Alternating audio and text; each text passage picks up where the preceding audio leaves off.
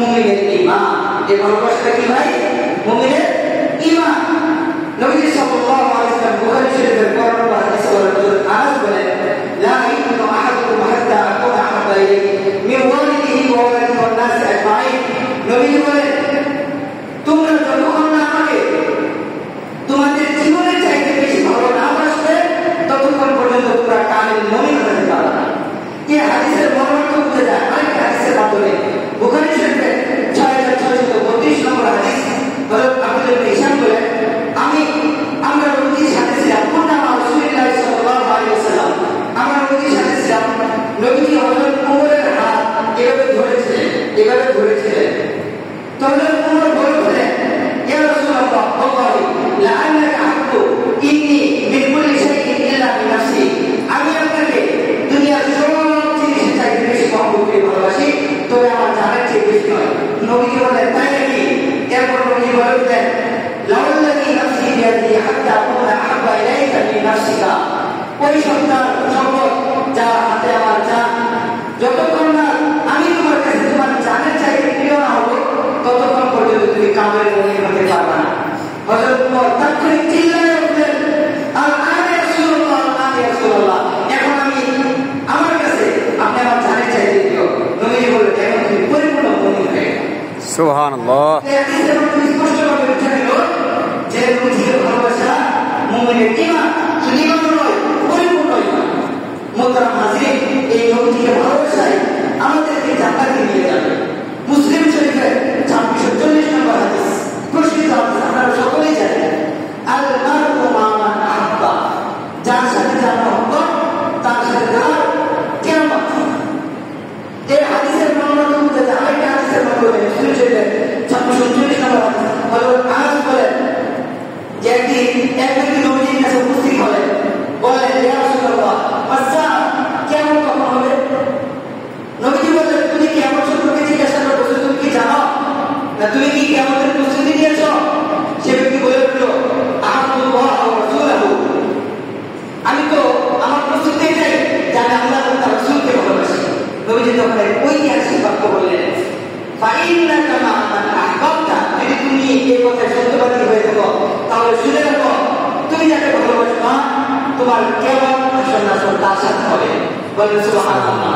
হযরত আনাস বলেন, আমরা ইসলাম গ্রহণের পর এই পরিমাণ কখনো খুশি হই নাই যে এই পরিমাণ খুশি দিয়ে হাদিস শ্রবণ করার পর হয়েছে।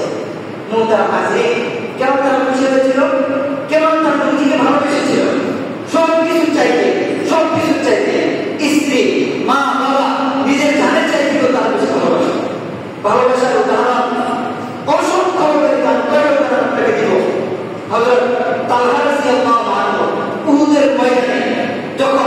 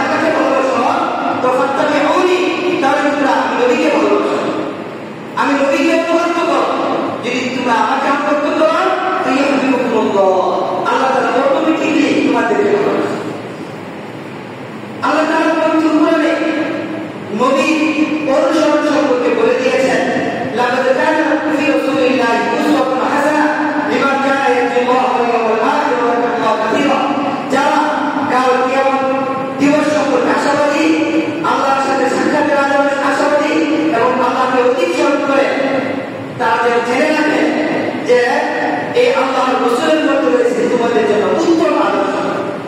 আমি কি করবো জীবনে, আমি দোকান কিভাবে করবো, আমি জীবনকে কিভাবে পরিচালনা করবো, সকালে কিভাবে উঠবো, কিভাবে ঘুমাবো, কিভাবে মসজিদে যাবো, প্রতিটা বিষয় আমি কিভাবে ব্যবসা করবো, আমি কিভাবে রাষ্ট্র পরিচালনা করবো, দুনিয়ার প্রতিটা পাঠের বিষয় আমার নবীজির সিরাতের মধ্যে বিদ্যমান।